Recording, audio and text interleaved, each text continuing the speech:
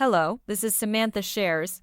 This episode covers NCUA's September 2024 board meeting briefing on the National Credit Union Share Insurance Fund.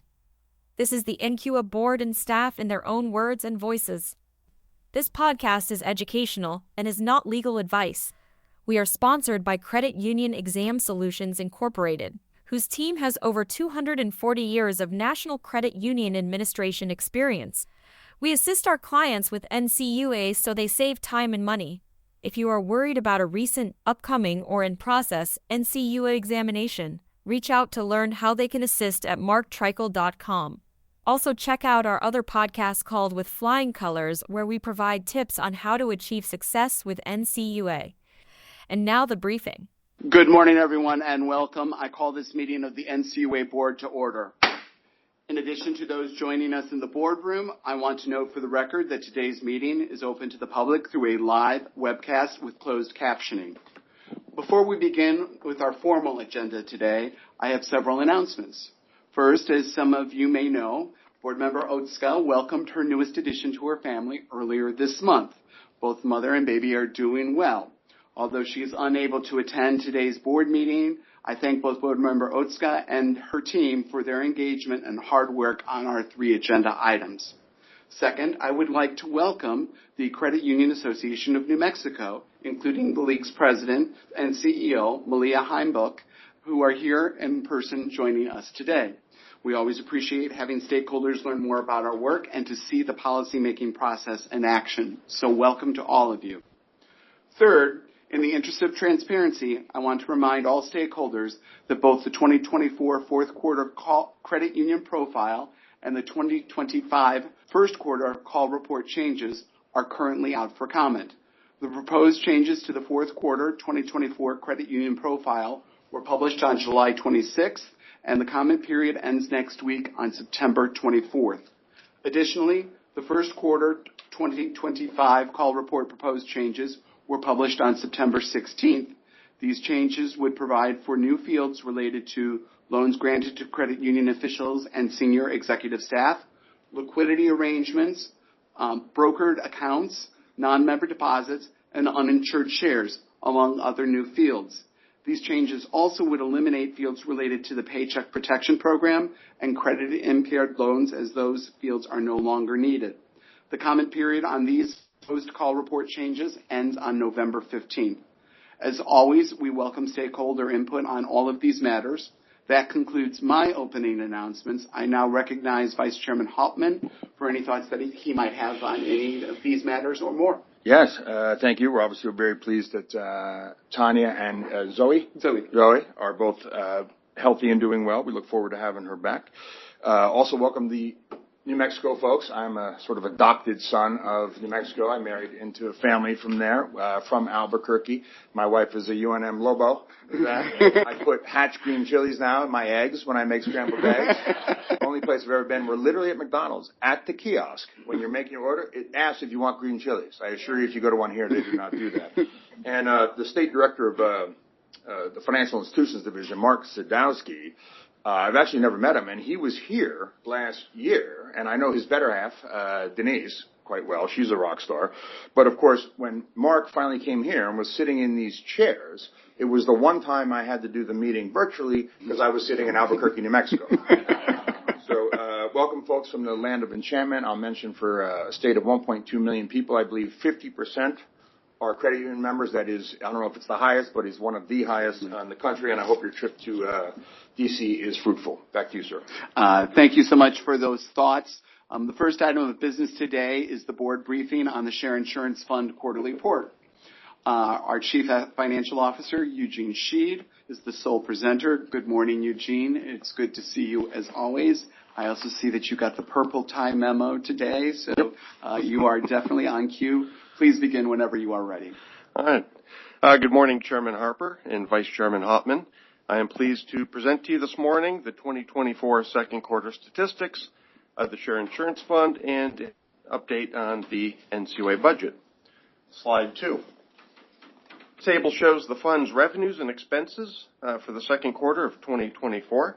For the quarter that ended June 30th, the fund recorded net income of $86.2 million. A few highlights are as follows. Total income was $140.1 million for the quarter, mainly from investment income increased 5% compared to the prior quarter and increased 38% compared to the second quarter of 2023. Operating expenses were $60.4 million for the quarter, primarily due to the overhead transfer for agency operating expenses, and the provision for insurance loss reserve expenses decreased $6.1 million during the quarter. Slide 3. This table shows the fund's balance sheet as of June 30th compared to the prior quarter. As of June 30th, total assets were valued at $21.6 billion, of which 99% were funds held with U.S. Treasury and cash, overnight investments, and long-term Treasury notes.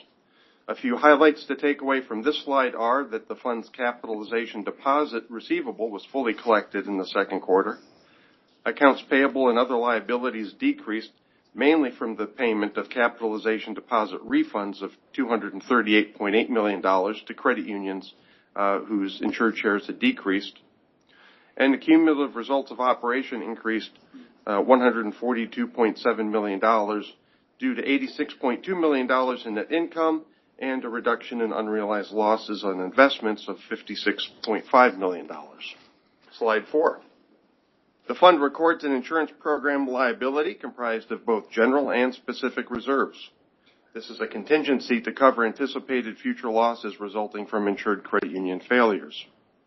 Each quarter, we assess the reserve needs for potential and actual credit union failures to make a reasonable estimate of potential future losses. During the second quarter, the reserve balance decreased by $5.5 million, primarily due to a decrease in the general reserves. The reserve balance totaled $212 million, and that is comprised of $10.1 million for specific reserves and $201.9 million for general reserves. Slide number 5. Through the second quarter of 2024, 2 credit union failures had occurred, which incurred fund. Both were assisted mergers. The cost of the failures is estimated at $2.02 million. Fraud has not been identified as a contributing factor to either of those 2 failures. Slide 6. As of June 30th, 2024, the fund had over $22.5 billion at par value invested in Treasury securities with maturities out to November 2030. The weighted average life of the securities held by the fund is 2.3 years. The weighted average yield of the securities increased 11 basis points from last quarter, up to 2.54%. During the second quarter of 2024, 8 Treasury notes matured for a total of $750 million. These securities had yields ranging from 0.24% to 2.14%. These maturities were subsequently reinvested during the second quarter. 7. The equity ratio. The equity ratio is updated on a semi-annual basis. As of June 30th, 2024, the equity ratio was 1.28% and was calculated using an insured share base of $1.76 trillion. The blue line across the chart represents the normal operating level. This was last set and approved by the board in December 2021, and that currently remains unchanged at 1.33%. Slide 8. This presents the projected equity ratio, the projection for December 31st, 2024, which is also 1.28%, unchanged from the June 30th actual. The stability is mainly due to the forecasted modest increase in insured shares during the second half of the year. The projected equity ratio is calculated on the same basis as the actual equity ratio, and that formula and calculation are shown on the slide. Slide 9. Moving to an overview of CAMEL's data, this slide shows the percentage of insured shares by CAMEL's codes from 2019 through the second quarter of 2024. In the graph, the dark blue at the top represents CAMEL's coded 4 and 5, the gray represents CAMEL's code 3, and the light blue represents CAMEL's code 1 and 2. During the quarter, the percentage of insured shares at credit unions, CAMEL's coded 3, 4, or 5, increased, while those at CAMEL's codes 1 and 2 decreased. The table at the bottom of the page shows the number of credit unions by the CAMELS code. The total number of credit unions as of June 30th was 4,533, a decrease of 45 from the prior quarter. Slide 10. This slide compares credit unions' CAMELS code by asset size. CAMELS coded 4 and 5 credit unions are shown on the left-hand side of the graph, and CAMEL code 3 is shown on the right. Looking at the 136 credit unions, CAMELS code 4 and 5, most of these credit unions continue to have assets of $100 million or less. For those with assets greater than $100 million, there were 10 credit unions in the $100 to $500 million range. For those with assets greater than $100 million, there were 10 credit unions in the $100 million to $500 million range. For those greater than $500 million, there were 6 more credit unions in June 2024, than in the prior quarter. During the quarter, assets and insured shares for credit unions, CAMEL code 4 and 5, increased. Considering now the 743 credit unions, CAMEL codes 3, 91% of these are credit unions that have less than $500 million. During the quarter, there was a decrease in credit unions with assets $500 million or less, and an increase in credit unions greater than $500 million for the CAMEL code 3. During the quarter, assets and insured shares in credit unions, CAMELS code 3, increased. Slide 11. I will now transition to a brief overview of the NCUA's budget status for 2024. Slide 12. Through July, the operating fund budget has used 60.8% of its funding that was made available by the board for 2024, a rate that's generally consistent with expectations and prior years. Employee pay and benefits is tracking very close to expectations as the agency has maintained a low vacancy rate. Travel spending has increased compared to recent years, and we project most of the available travel funds will be used by the end of the year. Compared to recent years, we forecast a smaller year-end availability of funds, currently projected to be about $5 million, or 1.3%. This would be smaller than what we've seen in recent years, which means there would be less surplus funds to potentially apply as an offset to the 2025 budget, as the board has done in recent years. Slide 13. The board approved a capital budget for 2024, which is $7.4 million. Through July, approximately 50% of the funds have been used. Key line items in the capital budget include cybersecurity, information technology infrastructure, and process improvements. As noted on the slide, a small reallocation of funds was made to increase funding for personal security case management system. Otherwise, all the approved projects are executing within the amounts made available by the board. Slide 14. The Share Insurance Fund administrative budget funds certain insurance-related expenses of the agency. Through July, 76% of the board-approved budget has been used. The line item we are monitoring here is state examiner training. We reallocated $100,000 from administrative expenses to state examiner training line item because participation rates at NCUA and FFIEC training classes have been higher than anticipated. And slide 15. In closing, the Share Insurance Fund is performing well year to date. The board-approved budgets are executing within the expected parameters.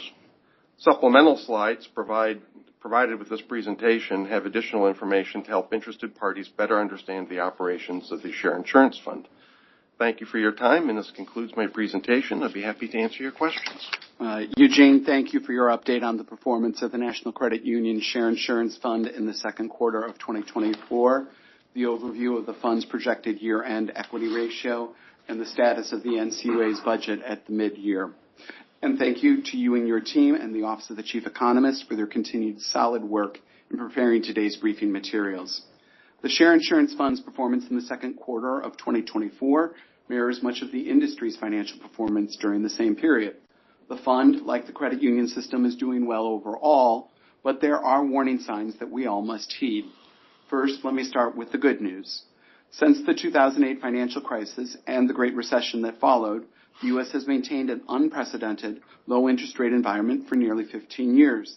This economic environment prevented the Share Insurance Fund's investment income from offsetting the growth in insured shares the industry experienced during that same time frame. That's why there was a continual decline in the equity ratio in the middle part of each year during the last decade until the closure of the temporary Corporate Credit Union Stabilization Fund in 2017.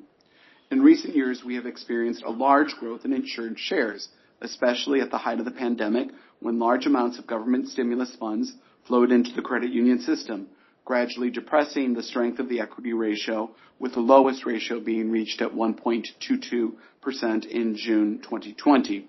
But the current higher interest rate environment has improved the fund's earnings. In fact, investment income in the first 2 quarters of 2024 alone exceeded the investment income of the Share Insurance Fund earned in all of 2021. So things certainly have changed, and I think you would agree that that's very good news for the Share Insurance Fund.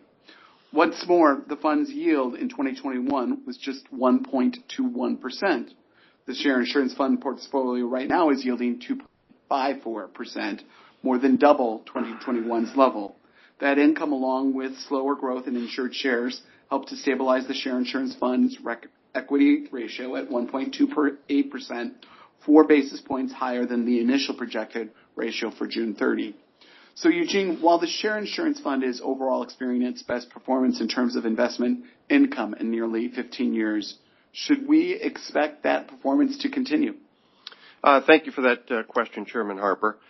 So both in terms of income and the weighted average yield, the fund has seen its best performance since at least the Great Recession.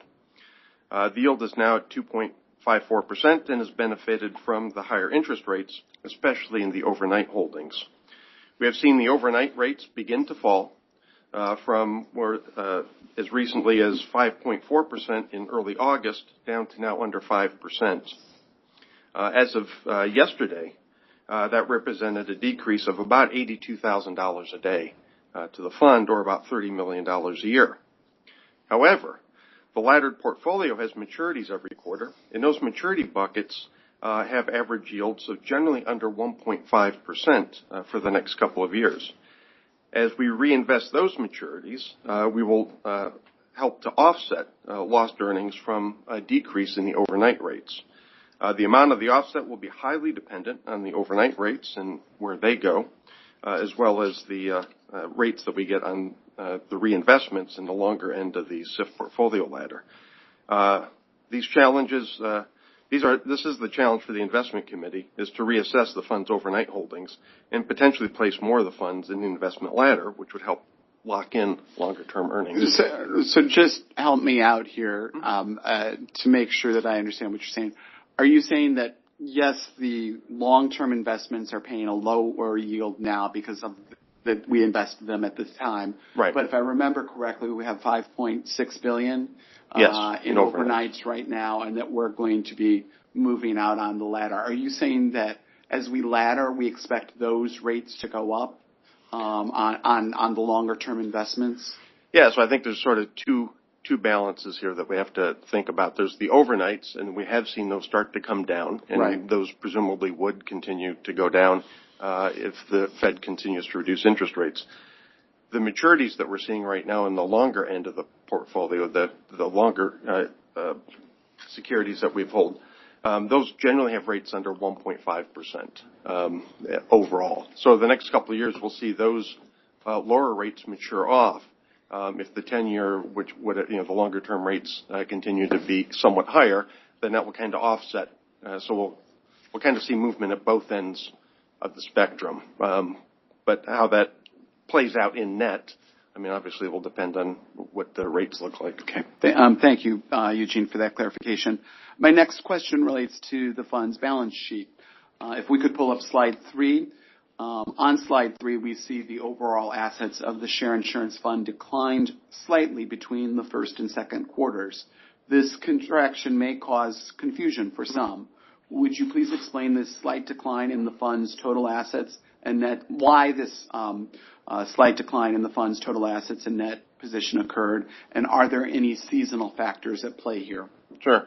So that's really a factor of the refund that we did for the capitalization deposits.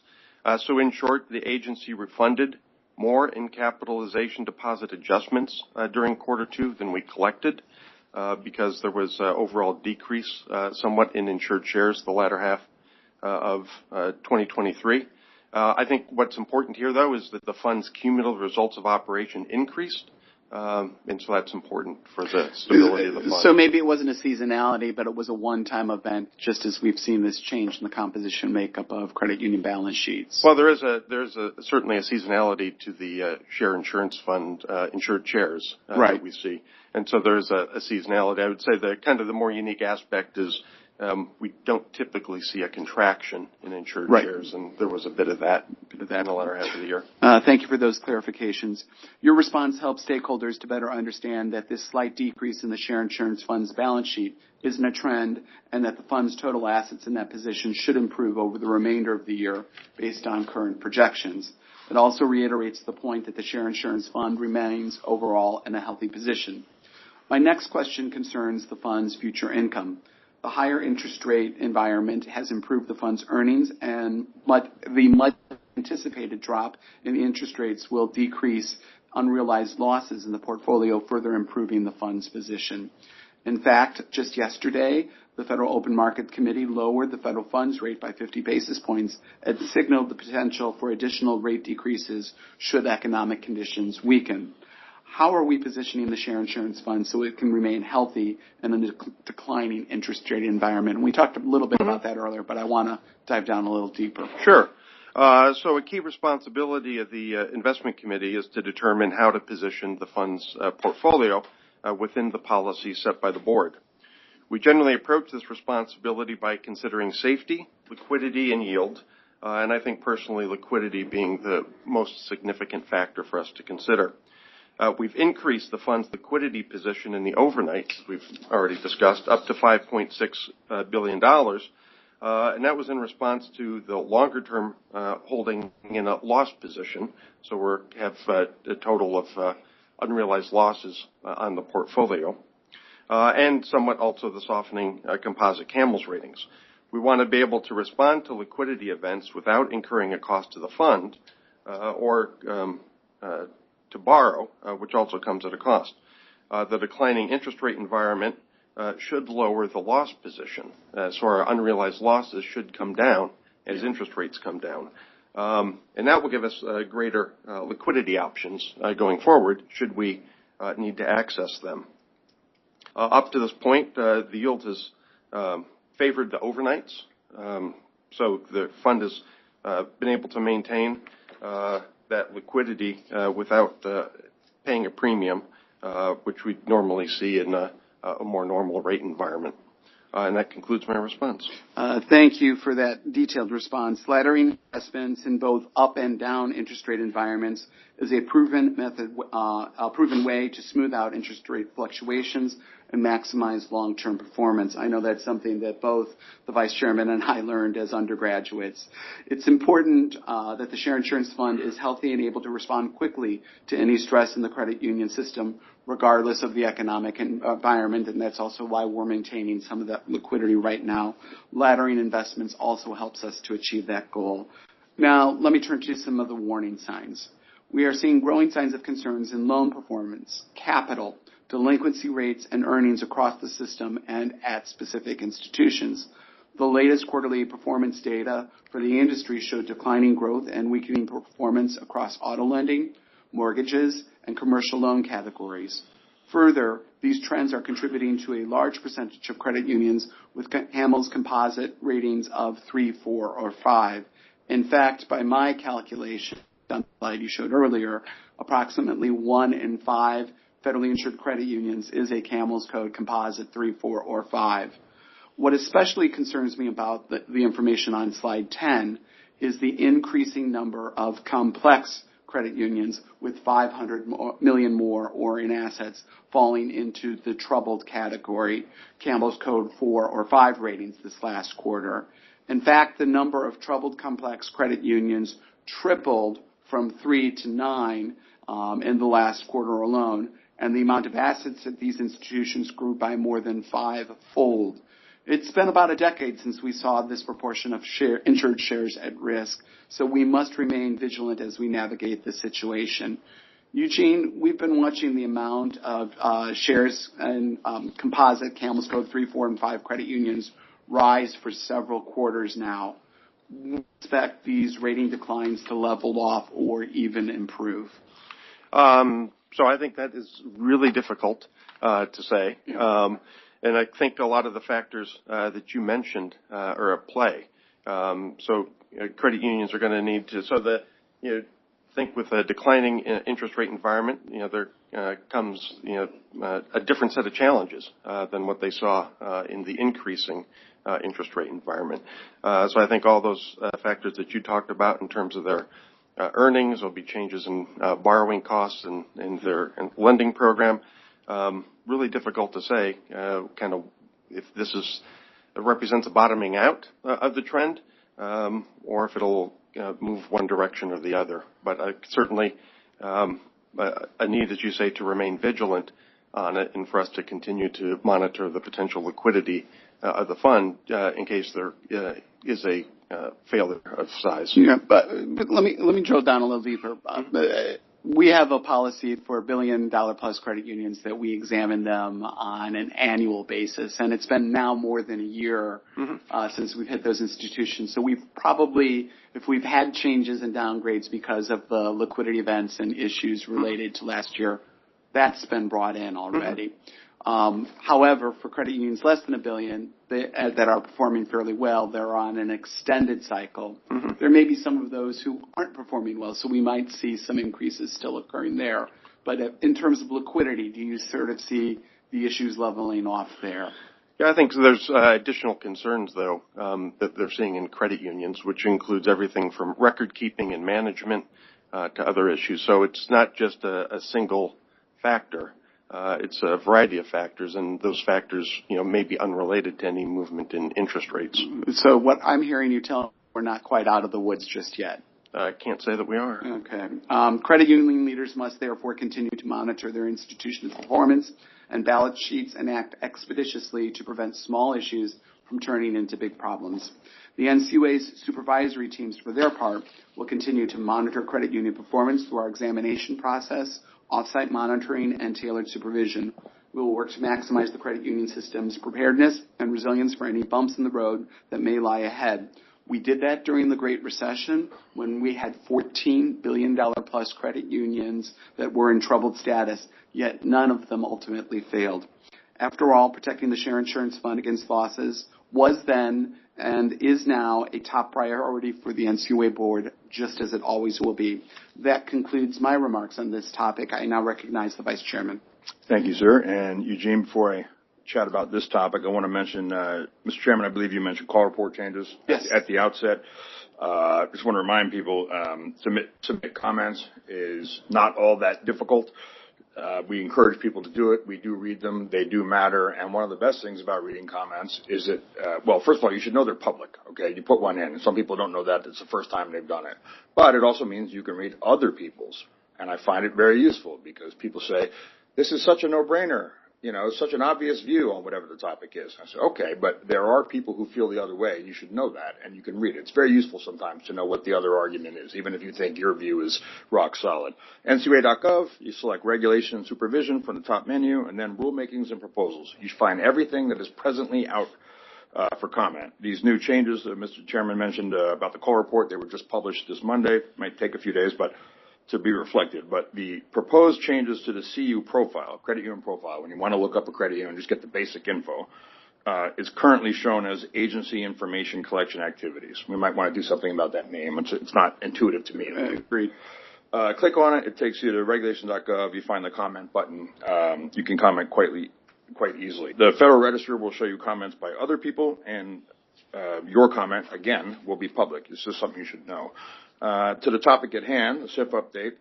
Obviously, yesterday the Fed cut interest rates for the first time since March 2020. That was, if you recall, that was an emergency meeting on the Sunday when everything sort of broke loose with COVID. The Fed normally moves in 25 basis point increments. They usually cut or raise a quarter point at a time. I don't read too much into these things. There's a Fed meeting every 8 weeks. But a cut of 50. Since I've been an adult, this is the first non-emergency time. The last 3 times they cut by more than 25 were all what we call emergencies. There was that COVID Sunday, the financial crisis, and just after 9/11. since I've been an adult, the only times they've lowered by greater than 25. Again, I don't read too much into it. As Chairman Powell said, you could have done 25 in July and 25 now. But markets are pricing in further cuts ahead. That obviously affects us, and it affects our balance sheet, affects our earnings, and it certainly affects credit unions. For what it's worth, and this is just public data, I just checked, futures markets, by Christmas, the Fed has a December meeting right before Christmas. The markets are pricing in the modal outcome, the most likely, is another 75 down. Right? Christmas Eve, according to markets, the modal outcome is another 75 on top of the 50 they did. 1 year from now, September of 2025, the modal outcome is, make sure I get this right, is down another 200 from today, right? So currently the Fed, since the financial crisis now does a range of a quarter point. Before yesterday it was 5.25 to 5.5. Today, 4.75 to 5. That's the range for the overnight rate. So this Christmas, 400 to 4.25. That's down 75 from where we are now. This is just market data. It moves all the time. I'm not predicting anything, okay? And then if we have this meeting next year, it will again be right after the Fed meeting, September 17th, 2025. The modal outcome on the futures markets is 2.75 to 3, okay? So read into that what you will. It does mean that we will have less money in our short-term investments. The reason I'm talking about rate cuts, rate moves at all, it matters to the Share Insurance Fund for two reasons. One, as stated, we parked a lot of money in overnights and other short-term investments, so the SIF is going to get lower income going forward in that sort of investing. Interest rates are just the price of money, and NCUA is a seller of money, meaning we lend it out. Like any seller of anything, we get hurt when prices are down. In our case, the only buyer is the U.S. government, the Treasury, and they, of course, are a buyer, which means they like it when prices go down. This is the same true of any product anytime. And the second factor, and somewhat countering the first factor, remember the first factor is lower short-term income for us. The second factor is that credit unions are now faced less interest rate risk than they did during the Fed's aggressive rate hike cycle. That was a major problem last year. It's one of the things that contributed to Silicon Valley Bank going down. It was a big topic for us. People wanted meetings about it. That was a major problem. It is much less so now. That's a positive thing for the Share Insurance Fund, but it's hard to measure and it's not reflected in today's SIF report. Our short-term income is going to go down, but so is the interest rate risk facing credit unions. And risk to credit unions is why we have a Share Insurance Fund in the first place. The big picture, despite economic uncertainty, is our fund remains well capitalized and continues to perform effectively. We have a net income of $86 billion this quarter. Our equity ratio, as mentioned, went down slightly from 1.30 to 1.28 as of June 30. Now, this remains well above the statutory floor, and it is below our normal operating level where we kick money back. It is higher than our projected 1.24. To review below 1.20, Congress mandates that we put together a plan within 6 months to restore it, right? Which historically has meant billing everybody. So we're well above that. First off, Eugene, all right, so the mismatch. We projected 1.24, came in at 1.28. Review the reasons that we missed by 4 and why we missed to the downside. I mean, it came in above. Sure. So thank you for that question, Vice Chairman, and the opportunity to provide some thoughts on this matter. Regarding the change between the 630 projection versus what we saw as the actual, the primary factor was a difference in insured share deposits. The projection was based on a higher growth rate in insured shares than what actually occurred. Rather than 5% growth, which was projected, the actual growth was 2.1%. The higher rate of insured share growth tends to depress the equity ratio, as we saw clearly during the pandemic. Also contributing to the higher 630 equity ratio was a low loss environment, so we had fewer losses than the model projected, and also slightly higher income than what was forecast. And so for awareness, slide 19 has supplemental information, today's presentation, that shows the change in insured shares. We only had, like you said, 2% growth the first half of the year in shares. We haven't seen a big movement out of credit unions. That, for a number of reasons, that means credit unions at least doing a good job playing offense and defense to prevent people leaving for high-yielding options elsewhere. But 2%, what's affecting credit union growth right now? So I think, as always, that deposit growth is a function of multiple factors. For example, household income, changes in household income, unemployment rates, interest rates. There's also a seasonality to the insured share rate. The cumulative impact of inflation on household expenses is likely playing a role today. So while inflation rates have fallen significantly, the burden of daily expenses remains high for many households, and that can translate into lower balances. The slowdown in insured share growth, I believe, is also similar to trends that the FDIC is seeing in their deposit fund, and so it's not unique to credit unions. So I know we've resumed purchases in our bond ladder, and overnights remained about the same. So we've obviously seen a reduction in all the unrealized losses we had. We had the same interest rate problem that credit unions do, but we have the advantage of holding the maturity. The same way they're holding mortgages like mine, just under 3%, and that hurt on their balance sheet. We were holding paper we bought for 1% yield for 5 years and that sort of thing. How do we prepare for this new rate environment, whatever it is? So I think we prepare by first looking at the liquidity needs. So again, safety liquidity yield is what we generally look at when we consider how to make the investments of the share insurance fund. A few notes on the unrealized losses. So the unrealized loss position peaked at about $1.7 billion in 2022. So that'd be a little under 10% of our bonds were underwater. They were worth less than we paid for them. So the overall value of the portfolio was, like every single bond was underwater itself. But the overall position was, roughly almost 10%. And as of June 30th, so that's receded now from that high water mark by about $500 million. And the change in the second quarter alone was around $60 million. Now, since June, we're estimating that the unrealized losses have come down yet again by almost $500 million more dollars, which will eventually be shown in the third quarter financials. But of course, that's subject to change depending on how interest rates behave between now and the end of the month. So that unrealized loss, that was a key factor in driving up our overnight holdings because we wanted to have liquidity in case there was a need for it without having to sell at a loss and realize an unrealized loss. Now that we're going to see sort of an increased range in liquidity options within the portfolio as we move away from the extent of the loss position, I think we'll have to reassess what the appropriate amount is to have in the overnights. Did we have kind of a Goldilocks thing for a while there, meaning that as every insurer, you have to have liquidity. You need cash on hand to pay out. Families have emergency funds, that sort of thing. That's not in the stock market, et cetera.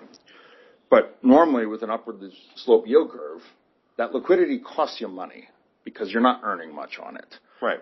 We had a situation there for a while where having lots of liquidity was also the highest yielding. That is not normal. Right. And we had a Goldilocks thing that may not be the case anymore. Well, I mean, as of today, it still is. The yield curve is still, it's still inverted. And so, I mean, that sort of plays into the, again, safety liquidity yield. We weren't paying that premium that you would normally expect to pay by having as much as we had in overnights. The overnights were paying more. Yeah. So, and again, looking at that, how that behaves going forward, is another part of the sort of the equation in how to balance or consider rebalancing the overnight portfolio. Thank you, Eugene. Last thing, I just want to acknowledge the hard work you guys put into the mid-session budget update. Looks like we're currently running a $5 million budget surplus, compares to $23 million surplus last year. What line items have decreased, and where are we seeing increase in the budget? So thank you for that. And the budget is executing closer to the levels approved by the board for 2024 than it did in 2023, meaning that we do expect a smaller year-end balance. In recent years, the agency has generally underspent its budget for pay and benefits, travel, and contracts. To answer your question, I think comparing where we're at as of July 2024 to where we were at in July 2023, over year comparison, the couple of key changes would be first, pay and benefits costs have increased by just over 9% through this point this year versus last year. And a lot of that is reflective of the concerted effort that the agency made to fill vacant positions last year. And we're maintaining that low vacancy rate this year, so that effectively has increased our actual payroll costs. Travel expenses are increasing. They're up about 5% so far year to date this year versus last year.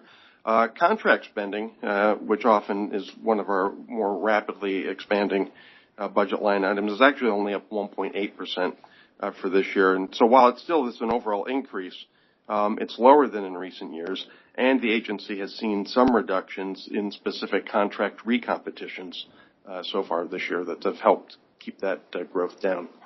Pay and benefits up 9%, partly because we had a lot of vacancies last year. I was going to say, right. Did you get a 9% raise? I didn't. I have to say that my pay has remained flat. Yes. For the last how many? I think it's been 12 set by years Congress. in Congress. So they have right. It is what it is. Back to you, Mr. Chairman. Thank you so much. If I could just build on a little bit more what you said about rates. I think rate drops are good for borrowers. And credit unions are going to need to prepare for what could be a wave of refinances when it comes to auto loans, as well as mortgages. It also could mean more mortgages getting made as more buyers are be able to stretch their dollars further and reach into the housing market. And certainly, of course, it will for those that have a floating rate, even though we have an interest rate cap ceiling, we'll see credit card rates coming down. That could cause some difficulty. Also, too, we could see some disintermediation happening for savers within the markets who are going to take money out of their short-term yields that have been doing really well and move it to places where they might do better. I think that credit unions overall, as I looked at the last quarter numbers, had been increasing the amount of cash on hand as well as overnight investments so that they can handle these changes that we anticipate coming into the market. That concludes our first item of business today. This concludes the NCUA's September 20th, 24 board meeting briefing on the National Credit Union Share Insurance Fund. If your credit union could use assistance with your exam, reach out to Mark Treichel on LinkedIn or at marktreichel.com. This is Samantha Shares, and we thank you for listening.